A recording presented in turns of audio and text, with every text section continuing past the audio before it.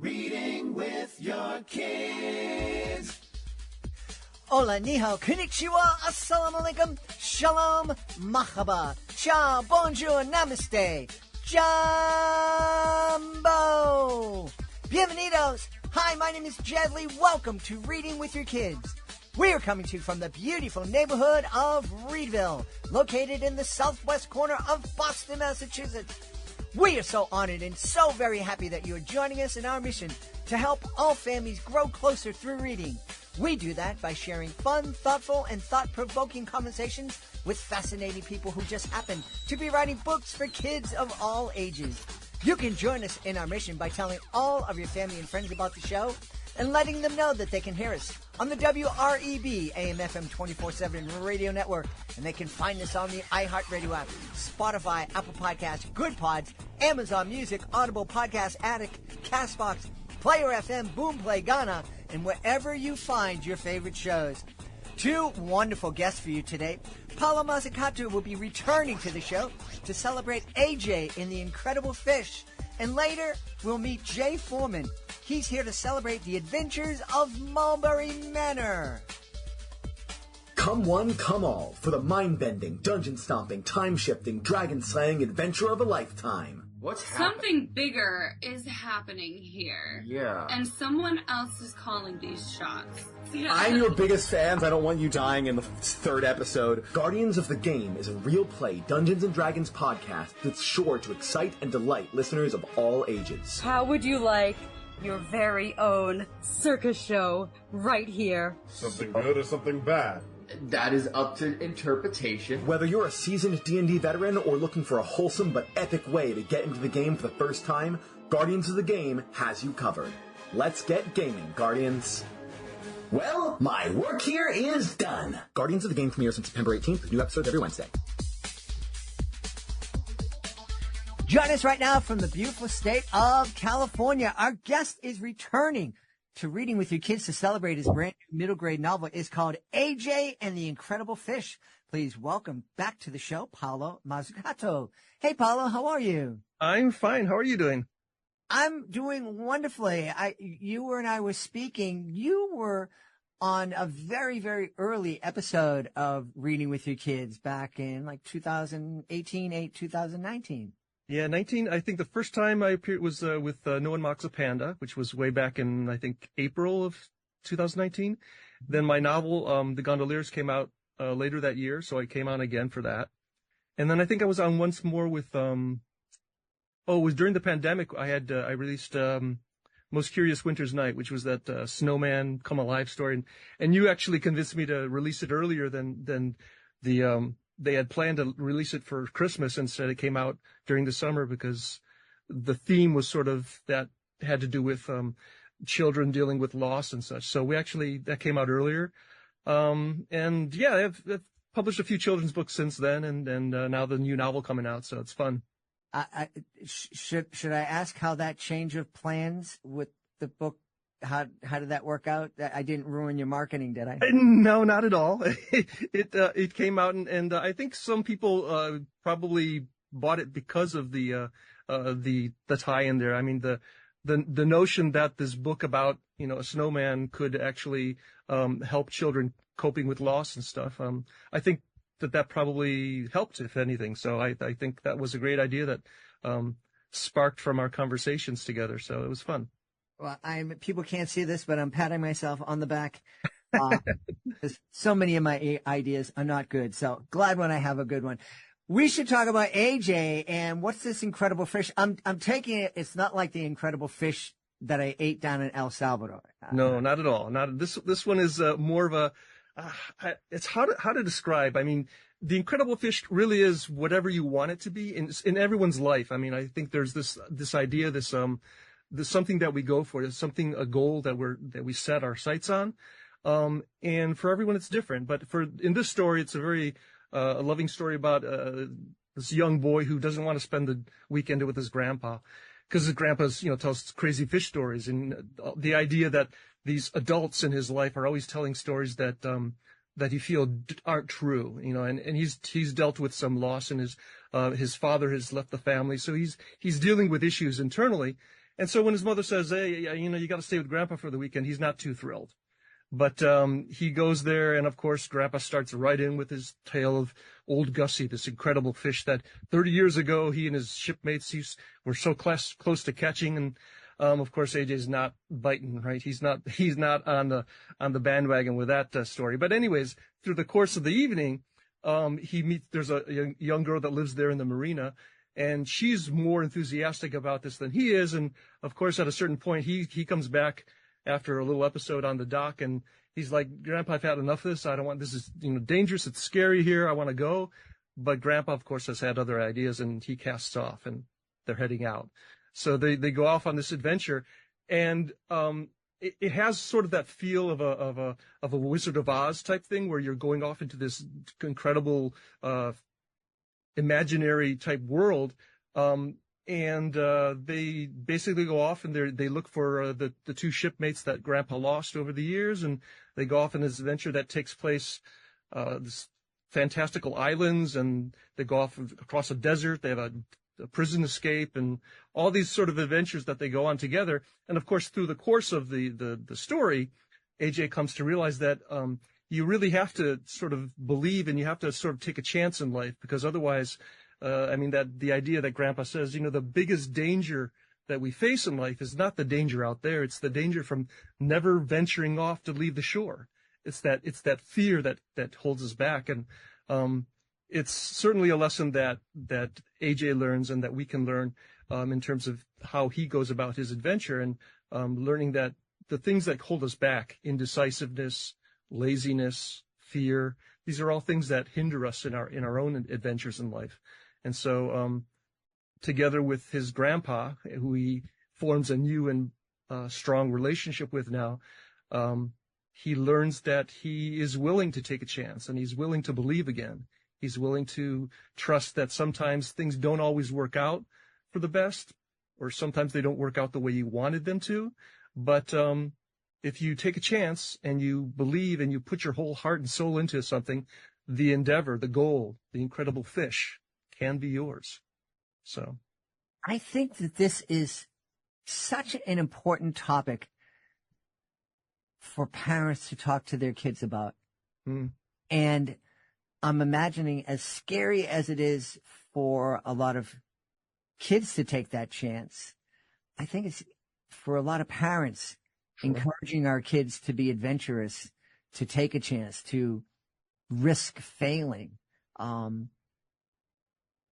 That's almost overwhelming to a lot of parents, I think. Yeah. And I think it's also a lesson that we as parents have to learn for our own lives, because just as Grandpa in the story has gotten to a point in life where he's put it on the back burner, this idea that, he's got to go catch this fish, he has to rediscover his own passion and rediscover his own willingness to take a chance and get out there again. So just as young people have to be encouraged to take a chance and risk it sometimes, and go for what's really important, and discover that passion. As adults, as we get older and older, sometimes we think, I wish I would have done something, or that idea that the great fish, the incredible fish, it's still out there for all of us. And we just have to decide what that is. And we have to decide that sometimes it's worth taking a chance. It's worth believing in.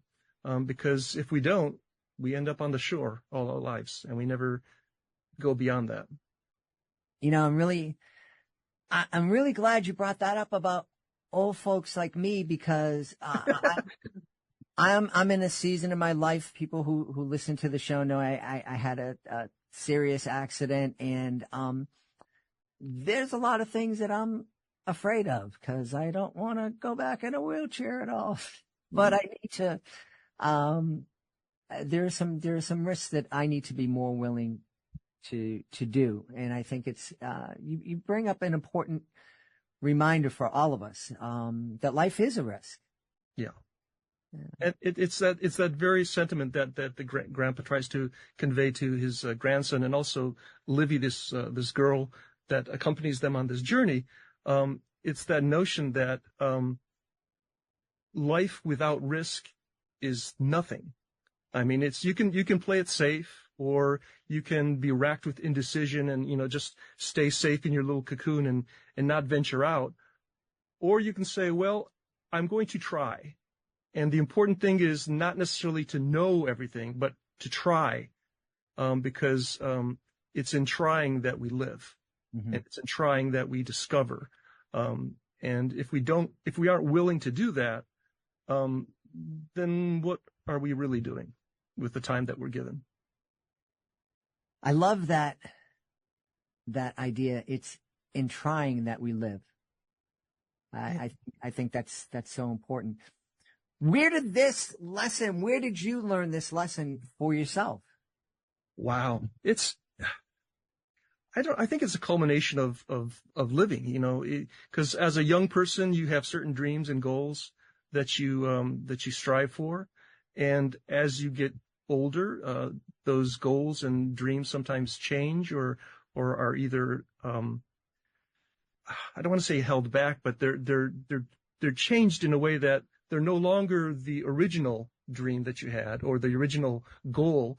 They've sort of morphed into something else that can be just as engaging, and just as it can still draw your passion into that thing. But it's an experience that I think the story sort of comes from certainly a lot of life, and learning as you grow. There is, obviously the character of Grandpa is a amalgamation of different people that have influenced me over my life, but there's certainly, teachers, and there's certainly, people that you've worked with who either encourage you or don't encourage you. The antagonist in the story is this shadowy pirate type character who is always pursuing you, always trying to get them to stop their quest. He's this peg leg. He's a scary type figure who lurks in the back of our minds, this doubt that's always there that can hinder you in ways that you don't even realize at first. But if you're always doubting yourself, and if you're always fearful of what's out there, you've got this pirate who's following you. He's trying to get you to give up. And the idea of surrendering is one that we all deal with, because we're trying to do something, and at a certain point you just throw up your hands and say, "Oh, I give up." And it's that constant struggle between the peg legs in our life and the grandpas in our life, the ones that they encourage us versus the ones that try to hold us back. That is in fact the reason that life is always up and down, right? It's always full of different, at different times we feel confident, and at different times we feel the lack of confidence is overwhelming. So, the characters sort of come into the story in ways that reflect personalities and people that have influenced me in my life. And I think that it's always interesting to see. Sometimes it happens without me even consciously knowing it, but I'll realize afterwards, I said, "Oh, wow, that's just like that time when, so-and-so was trying to tell me something," and you file it in the back of your head sometimes, and it's just like one of those moments that is influential in your life, even if you don't realize it at the time. So, I think a lot of us have had teachers, and even I think back in terms of when I started on my creative journey, this is even back in high school, I had teachers who encouraged me in that endeavor. And then you go off to college, you have other teachers that sort of are like lead you that way, but you always have the doubters, and you always have the people who are like, this really isn't practical. Why don't you go study something else? Or why don't you do something practical?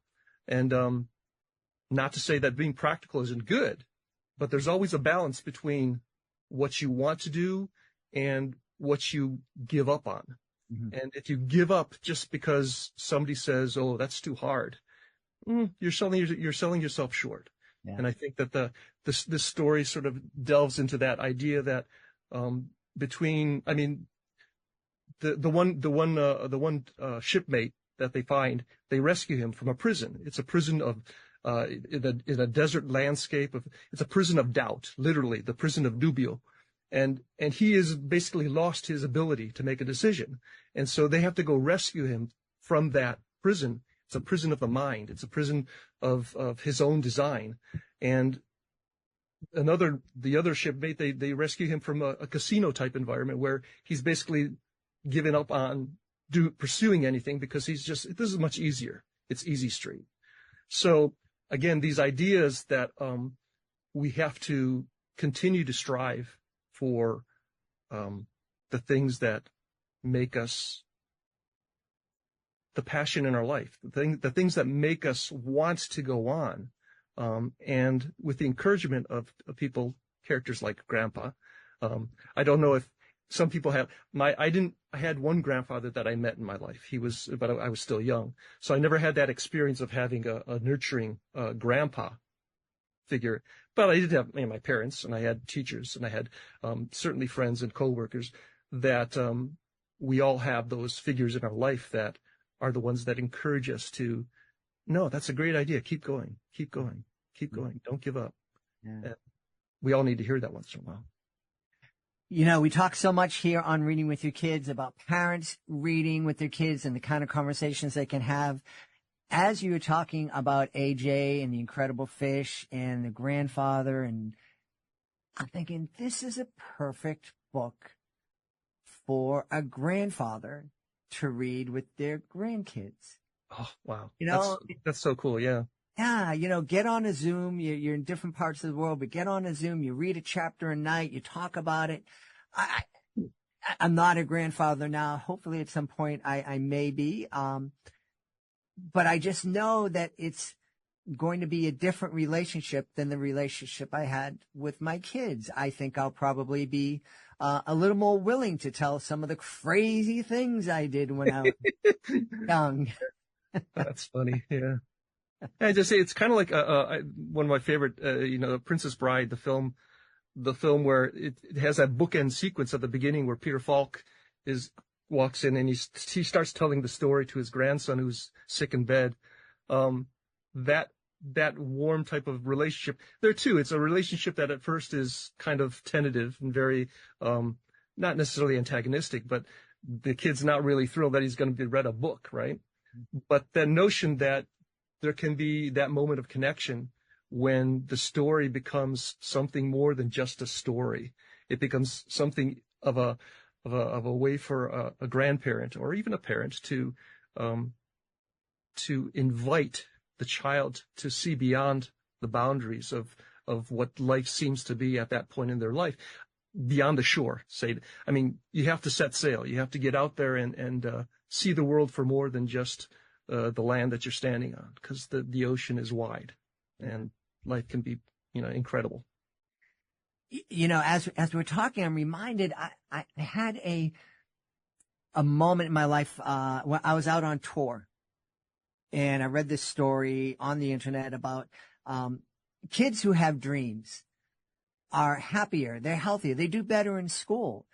And I thought, well, what a dumb thing to study. Every kid has dreams. And then I thought, well, maybe I don't know everything. So I was spending 5 days in front of two audience of 600 kids every day. So I had like 10 shows, 6,000 kids. And so I took a very unscientific survey. And I said, how many of you guys have a dream? You want to grow up and you want to do something?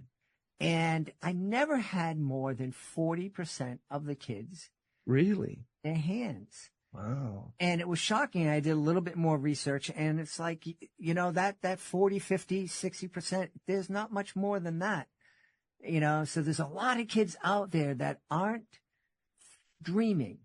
And so I think that this is a perfect opportunity to kind of plant that seed, to almost give kids permission to start to dream. Hmm.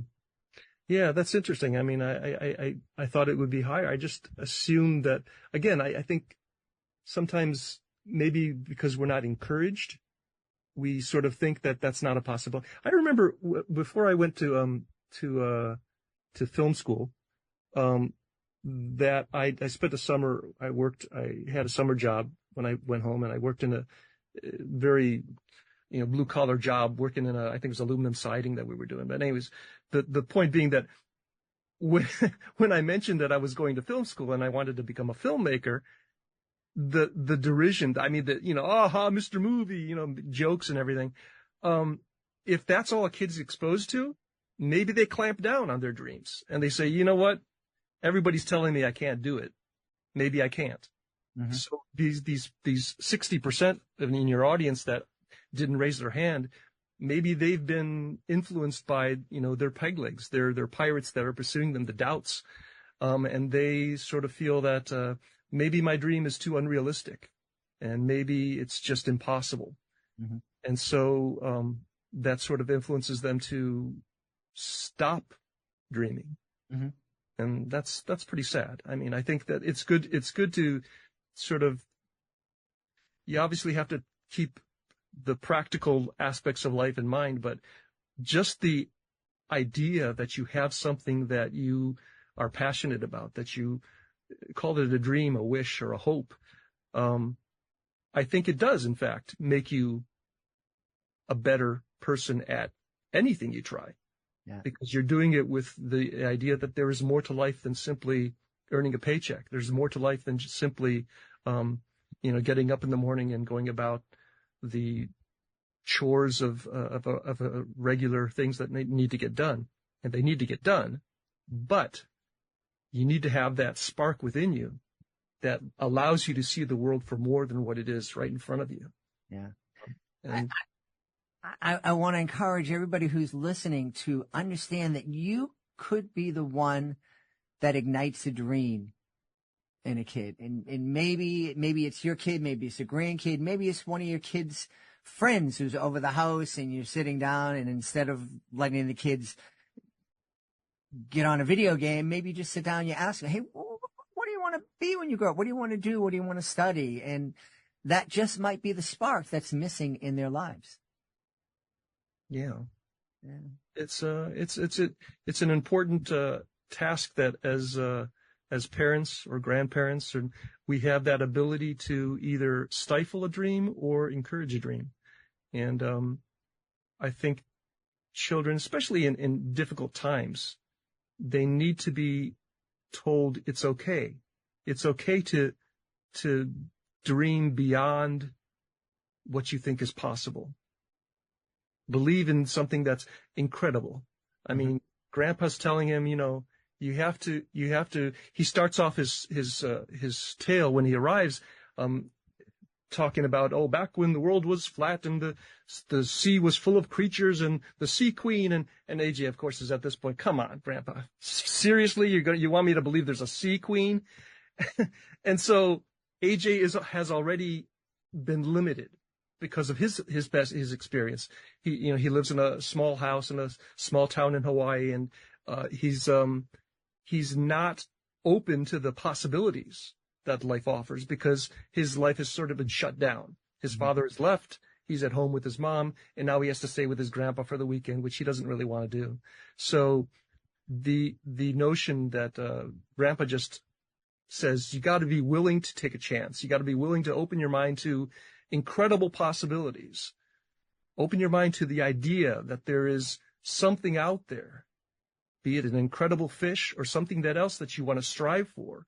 I mean, AJ has dreams early on in his life that he wants to, sail across or fly through the air on a kite, and he wants to time travel, and he wants to win a Nobel Prize. He wants to do all these things. And that sort of gets shut down when he has this incident in his life that changes it. And his grandfather says, no, you have to still believe that even these incredible things that you think are impossible. What is impossible? Is impossible even a real word? I mean, is it only impossible because you believe it's impossible? You got to try. You got to be willing to pour your whole heart and soul into something and say, well, I'm going to do the best that I can to make my dream a reality. And that's life. Yeah. That's what life should be. It should be about pursuing. It should be about chasing after that incredible fish, whatever it is in your life. Absolutely. Hey, I got to ask, because I'm curious, this is the third or fourth or maybe fifth time that you and I have chatted. And every time we've chatted, through the magic of technology, I've gotten to look inside your studio. And you have this collection of swords hanging over your head, like the sword of Damocles, but only there's 8 of them, or 5, 6, 7. What's the story behind the swords? I don't know. I just, as a young kid, in high school, I had friends that we played Dungeons and Dragons, and that idea of, going on a campaign. And again, there too, it's that idea of you're going off on a quest, right? So that always remained ingrained in me. And then, I think still during high school, I went to visit my uncle in Italy, and we drove through Greece, and while we were in Greece, I saw a sword, and I said, "Oh, I'd like to have a sword." And he said, "Well, you want to just have a sword because it's there, or do you want to?" And I said, "No, I want to start collecting." So he bought me this first sword it's a really old sword from, I don't think it's medieval, but it's certainly from the World War I era. And it's, anyways, I still have that. That one's up here. But, after that, every once in a while, he sent me 2 swords, this one and another one from Brazil. And then I would actually find stuff, I'd eventually, let's see, I have a couple of swords from their Chinese origin. And then I have, obviously these are movie. This is, 2 swords from Lord of the Rings, and I got one from Game of Thrones. But the idea that it's just something that inspires you sometimes. I mean, again, I don't play golf, so I don't buy golf clubs, and I'll buy a sword. And so every time I would sell a screenplay or I would feel, okay, well, how do I treat myself? What do I do? I'd buy a sword. So it's a little silly, but it's one of those things that, why not?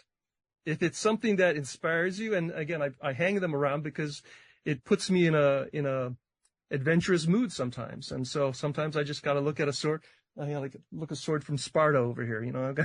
I gotta feel like there's a quest out there for me yet. Yeah. There's this incredible fish that we each have to go after. So, and how neat it was that your grandfather got you started on that. It was my uncle, my mother's brother, who was actually a priest. Oh, wow.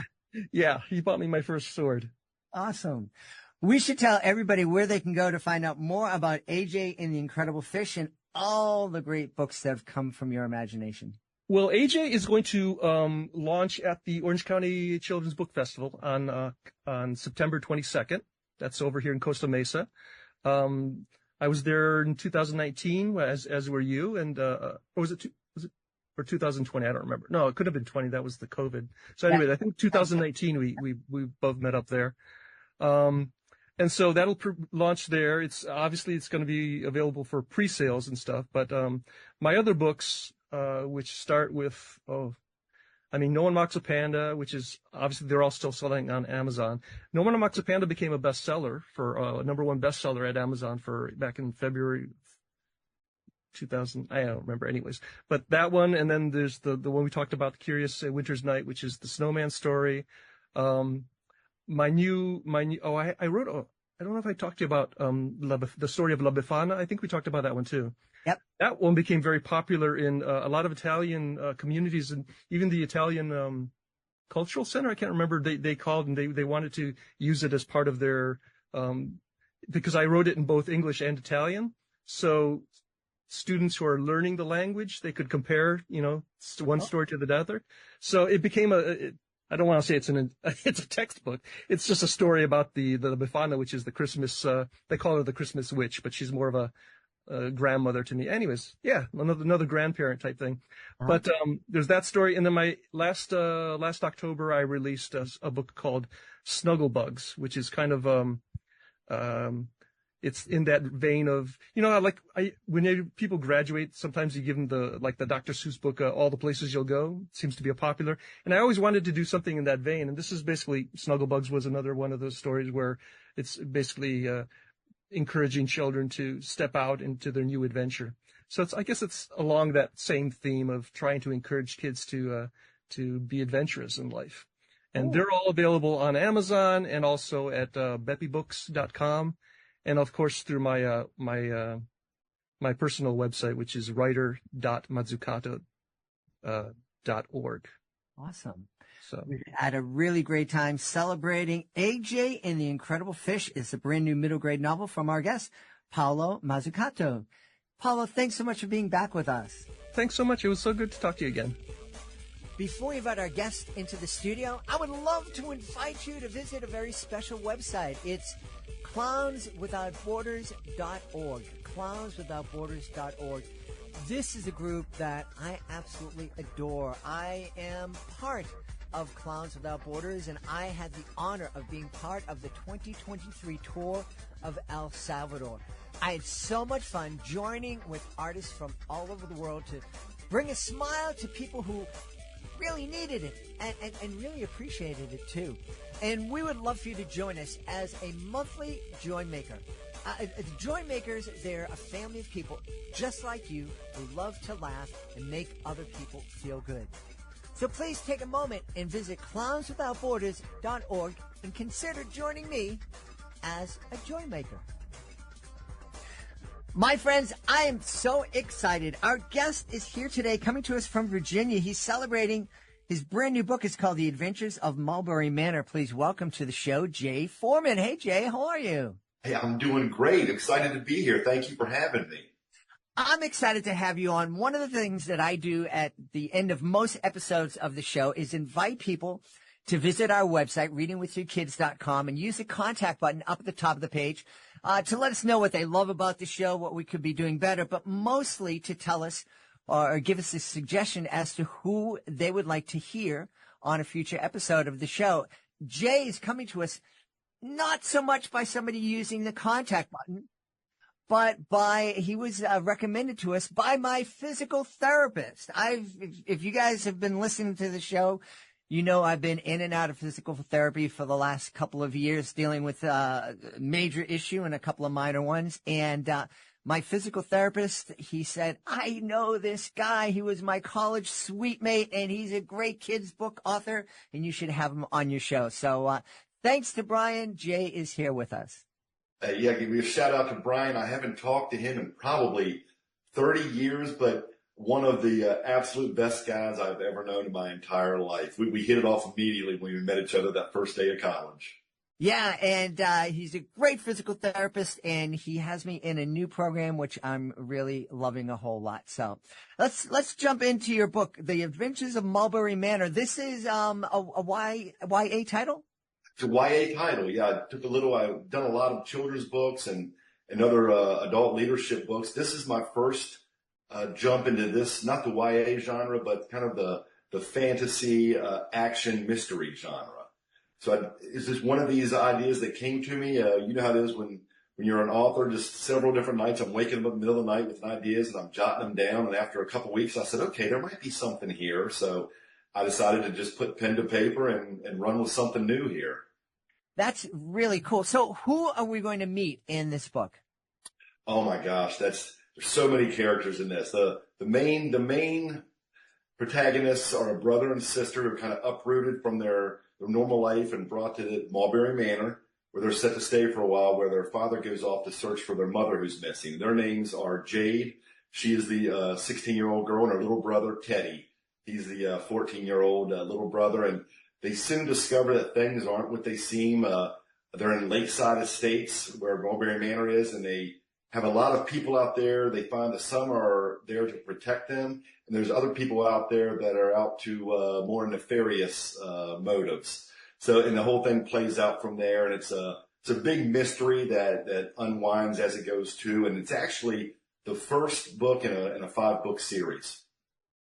Oh, now I'm always fascinated by creatives creating process. And you were sharing with us, you did what I do at night, have an idea come to you. You have to get up, jot it down.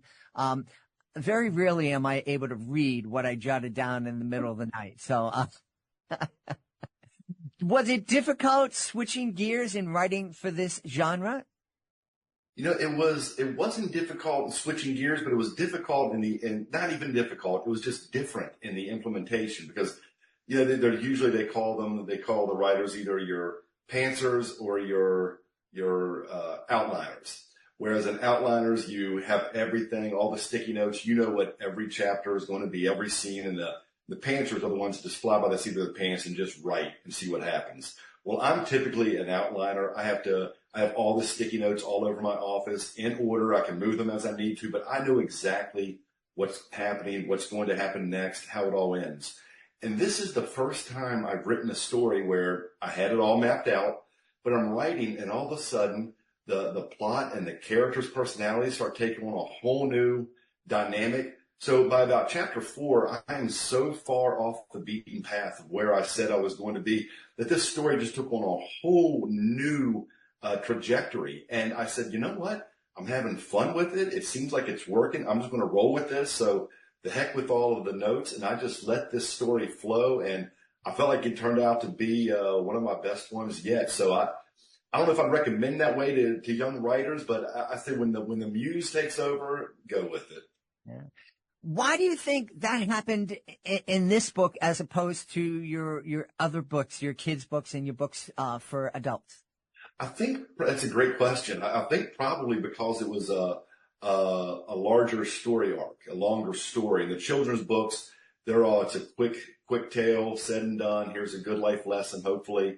This one just was so much deeper and so many other colorful personalities in there. When these things have, there's the context and there's the subtext, and it just seemed to go in a lot of different directions that it just said there was more to cover. The more I started writing, the more I'm like, okay, now it got to a point where I said, I'm not going to be able to wrap this up in about 80,000 words. It was taking on a whole new life, hence how it became the first of a 5-book series.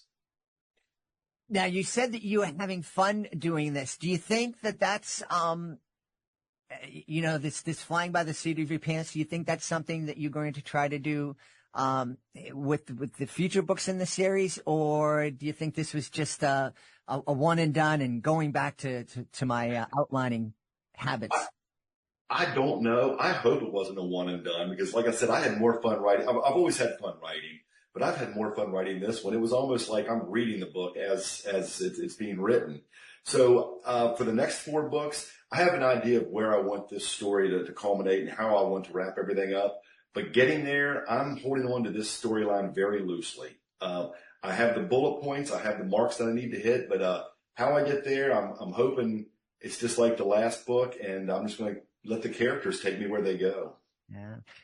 As somebody that's done educational magic shows for years, I'm a pantser, I guess. And, I have an idea, and I never realized how much I'm improving on stage until we had an international student come out and tour with my daughter and I.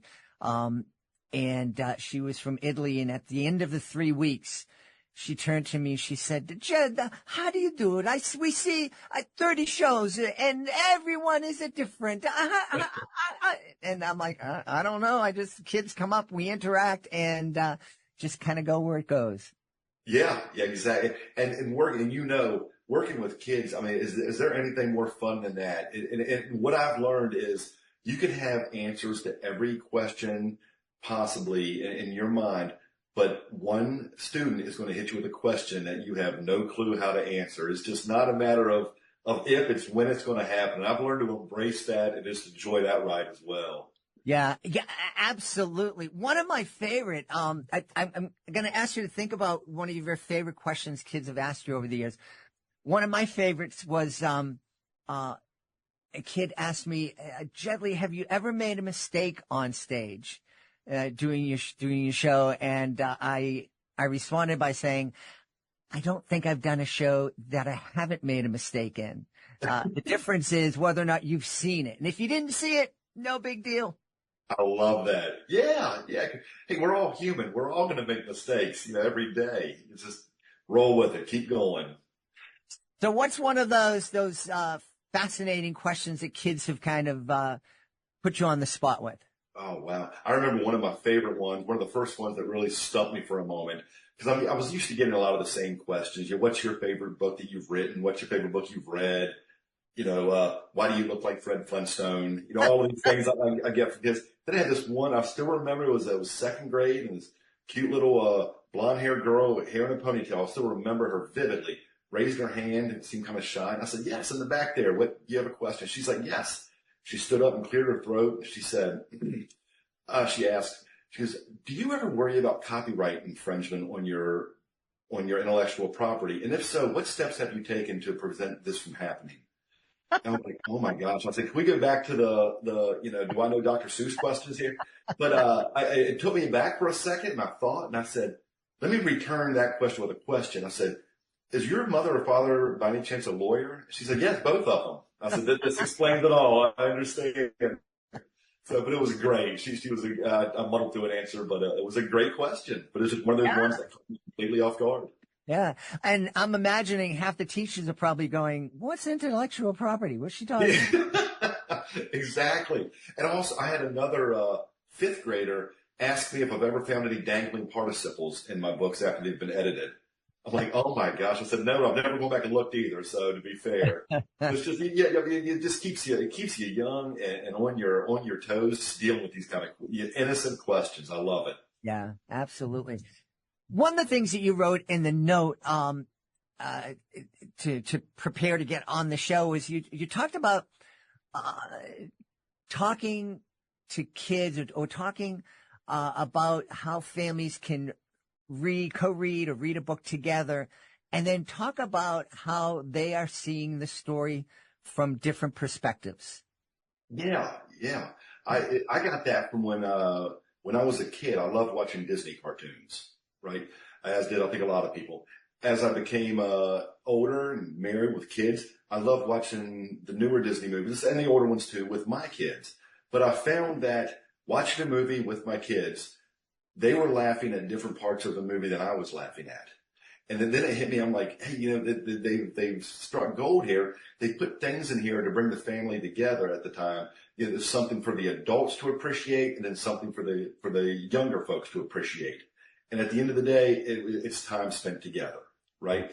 So I said, why don't, and a lot of people are doing this already, and probably late to the game. I said, why don't I do that with my children's books?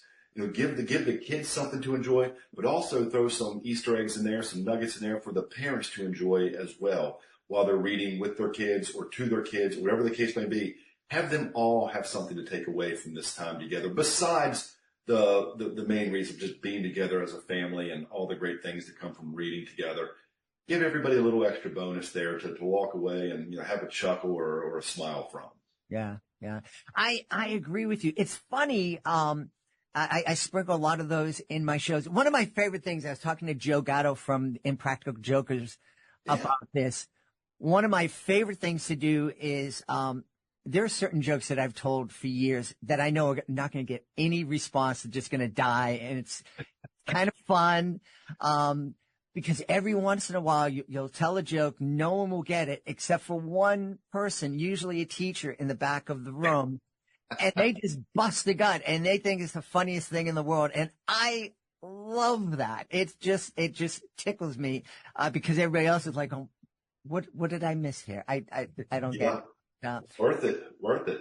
Yeah. I've actually had a teacher come up to me at the end and, complain because, she didn't think it was right to put in some jokes that kind of went over the kids' heads.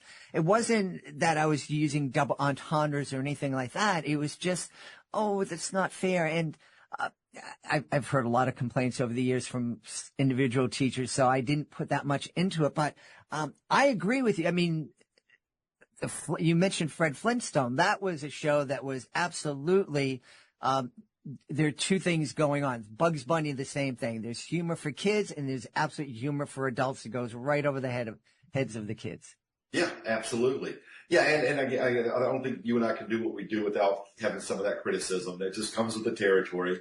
Yeah. But again, I take it with a grain of salt. Sometimes I'll learn from it. Sometimes I'll say, hey, you know what? I want to keep doing what I'm doing here, but noted. Yeah, and you talk about some of the jokes not landing. My favorite part, I always give myself, you're probably a lot funnier than I am, but I always give myself the rule of 3.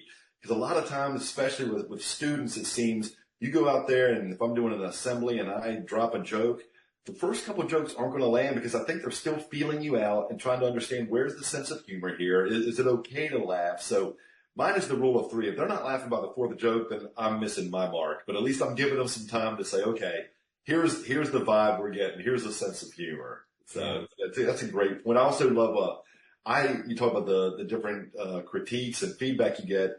Myself and my illustrator visited a couple schools. We did a tour in Northern Virginia one time, and we started getting the reputation. A bunch of teachers were on social media, and I didn't know if it was a compliment or not. They kept saying, if you want Peter Pan to come visit your school, book Jay Foreman. Book Jay for Peter Pan. This is Peter. I was like, what does Peter Pan mean? I could mean so many different things. So I finally called the one teacher that started the trend. I said, what's that mean? And she was like, it was like you never grew up.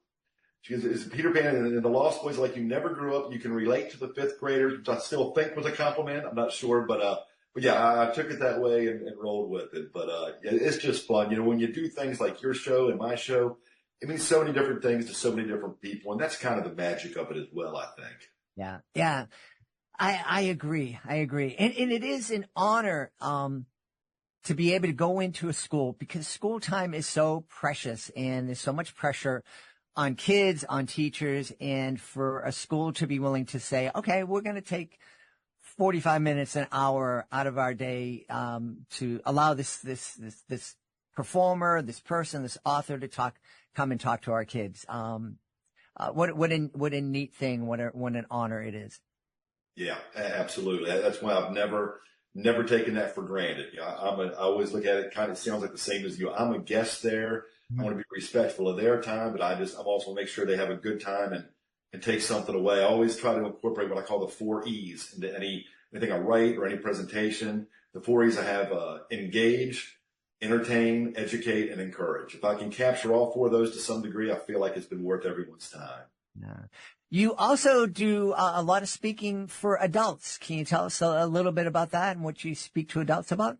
I do a lot of leadership training for different businesses. I speak at conferences and conventions all over the country. So it's mostly leadership training these days. The hot topics are establishing trust in today's culture, servant leadership, and bridging the communication gap between the different generations in the workplace. So the communications gap one, is that where you're teaching old folks like me how to use words like skibbity and riz and all that stuff? Yeah, there's this great thing called TikTok I'm teaching them. But what it is, yeah, you hit the nail on the head. It's really just the intergenerational relationships. It's, hey, because a lot of times, when talking anything between, boomers to Gen X to millennials to Gen Z, everybody brings something to the table. Everyone has something to offer. And it's just a matter of sometimes seeing past the few differences to look at the common denominators and learn from one another. Yeah. It's interesting. You're talking about the helping the different generations learn to communicate with each other. I'm imagining on some level that's always been needed, but going back to what we're talking about and sprinkling in things for adults into a kid's books that a kid might not get. I think, growing up, we had 3 TV stations to watch and we had 1 TV to watch. So it was experience, the TV watching movies I experienced with my parents, and we watched the same thing. And so there was a lot more,